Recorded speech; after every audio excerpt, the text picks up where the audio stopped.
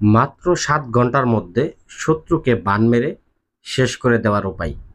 আপনি শত্রু নিধন করতে চাইতেছেন বা শত্রুকে ধ্বংস করতে চাইতেছেন। অনেক তান্ত্রিক কবিরাজের পিছনে ঘুরলেন, অনেক প্রকার বানের ভিডিওগুলো আপনারা লক্ষ্য করলেন এবং দেখলেন। তো আজকে আমি একটা বান মারণ ভিডিও দিতেছি। আপনি হয়তো বান মারণ থাম্বনেলটা দেখে লক্ষ্য করে আমার ভিডিওটাতে ক্লিক করছেন। তো আমি আপনাদেরকে অনুরোধ করব, যদি আপনি আপনার সমস্যার সমাধান করতে চান অ্যাকচুয়ালি, তাহলে আমার ভিডিওটা প্রথম থেকে শেষ পর্যন্ত দেখবেন।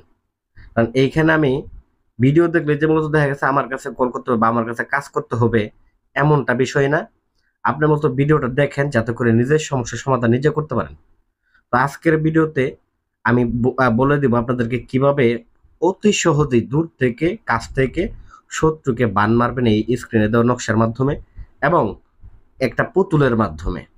এবং এই পুতুলটার মধ্যে কিভাবে প্রাণ প্রতিষ্ঠা করবেন। অনেক তান্ত্রিক ভাইরা আছেন যারা কাজ করেন প্রতিনিয়ত আমাদের ভিডিও দেখে, নকশা দেখে, কিন্তু দেখা গেছে তারা পুতুলের প্রাণ প্রতিষ্ঠা করার মন্ত্রটা জানেন না। এই প্রাণ প্রতিষ্ঠা করার মন্ত্রটা আমি আজকের এই ভিডিওতে আপনাদেরকে আমি বলে দেব। তো ভিডিওটা অবশ্যই শেষ পর্যন্ত দেখতে থাকেন।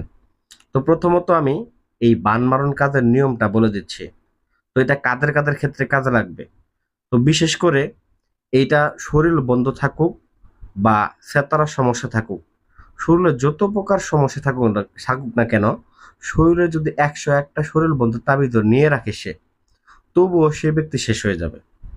তো মনে করেন যে আপনি বিদেশে আছেন, আপনার দেশে একজনকে বান মারবেন, তান্ত্রিকে দিচ্ছেন বলে যে নদীর মধ্যে গিয়ে পড়ে, চালান চালান যাচ্ছে না নদীর কারণে, ভুল, তার মানে সে ব্যর্থ, সে পারে না, এটা মাথায় রাখবেন। আর যদি কোনো তান্ত্রিক বলে যে হ্যাঁ শরীর বন্ধ, ভাই এই চালানটা কোনোভাবেই শরীর বন্ধ মানে না। তো বিশেষ করে তার কাছে হয়তোবা ওই ধরনের চালানটা নাই, এজন্য সে ব্যর্থ। ঠিক আছে? তো একজন তান্ত্রিক কখনো শরীর বন্ধ, কোনো ব্যক্তি শরীর বন্ধ থাকলে ব্যর্থ হয় না, শরীর বন্ধ কাটানো যায়। তো যাই হোক, এইখানে স্ক্রিনে যে নকশাটা দেখতেছেন, এই নকশাটা আপনাকে অঙ্কন করতে হবে যে কোনো শনিবার অথবা মঙ্গলবার দিন। প্রথমত আসন করে বসবেন। আসন করে বসার পূর্বে কিছু মাল সামানা কিনে আনবেন। একটা পুতুল নিবেন, কামসিঁদুর নিবেন। কামসিঁদুরের সাথে পারলে আপনার কনিষ্ঠ আঙ্গুলের ১ ফোঁটা রক্ত আপনি মিশ্রিত করে নেবেন। আর যদি না পারেন সেক্ষেত্রে পাঁঠার রক্ত মিশ্রিত করবেন। তো বলবেন ভাই পাঁঠার রক্ত কোথায় পাবো?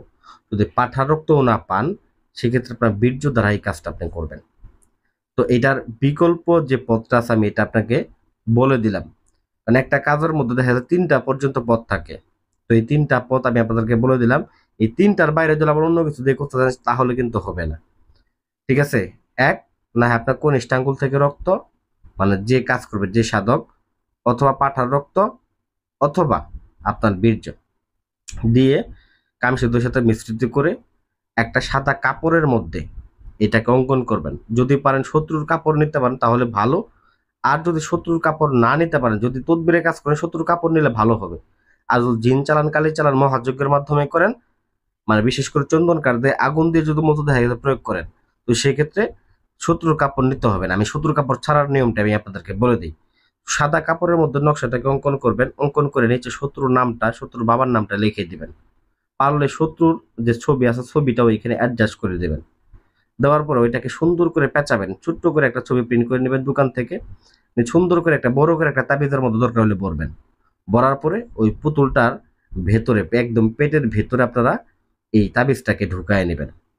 তো ঢুকায় নেওয়ার পর অবশ্যই কাজ করার পূর্বে চন্দন কাঠও কিনে নেবেন। যেখানে আসন করবেন আসনটা অবশ্যই শ্মশান ঘাটিতে করবেন। উত্তর দিক করে আসন করে বসবেন। অনুমতি নিয়ে বসবেন। ঠিক আছে? পাক পবিত্র হয়ে বসবেন। যদি বিদ্রোহ দ্বারা করেন তাহলে পাক পবিত্র হওয়ার দরকার নেই। আর যদি পাঁঠা রক্ত বা কানে কনিষ্ঠ আঙ্গুল দিয়ে করেন তাহলে পাক পবিত্র হইতে হবে 100%। তো অতঃপর ভিউয়ার্স এই পুতুলটার মধ্যে তাবিজটা ভরে পুতুলটার প্রাণ প্রতিষ্ঠা করতে হবে। তো প্রাণ প্রতিষ্ঠা করলে তারপরে আপনারা দেখা গেছে এটাকে শুধুমাত্র ওই চন্দন কাঠের আগুনের মধ্যে পুরাবেন। চন্দন কাঠের আগুনের মধ্যে পুড়ে যে জায়গায় আসন করবেন ওই জায়গায় পুরাবেন। পুড়িয়ে ঠিক ওই জায়গাতেই আপনারা কি করবেন, একটা মাটির কলস বা মাটির পাতিলের মধ্যে ওই ছাইগুলাকে ভরবেন। ভরে ওইটাকে এক লাল কাপড় দ্বারা মুখটা বন্ধ করে নিয়ে ওই জায়গাতে আপনারা পুঁতে দিয়ে আসবেন। তো এইভাবে যদি আপনারা করতে পারেন দেখবেন যে 100% আপনারা ফলাফল পাবেন, দূর থেকে হোক কাছ থেকে হোক যে কোনো জায়গা থেকে। তো পুতুলে পান্তা প্রতিষ্ঠা করা মন্ত্রটা আমি বলে দিতেছি। কালিনীর মন্ত্র জপে মন্ত্র বলে জীবন জাগে, প্রাণ আই পুতুলের মাঝে, অমুকের প্রাণ আত্মা। তো এইখানে দেখা গেছে যাকে আপনি বান মারবেন তার নামটা বলে দিবেন, অমুকের জায়গায় অমুকের প্রাণ আত্মা বন্দী হলো সব সত্তা, জেগে উঠুক এই পুতুল, হয়ে যা পুতুল আত্মা।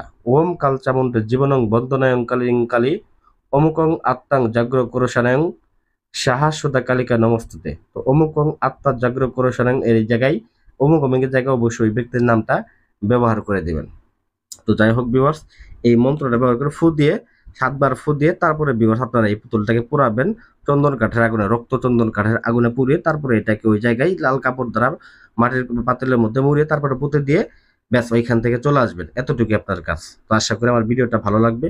ভিডিওটা ভালো লাগবে ভিডিওতে লাইক করবেন, চ্যানেলটা সাবস্ক্রাইব করবেন। ধন্যবাদ সবাইকে।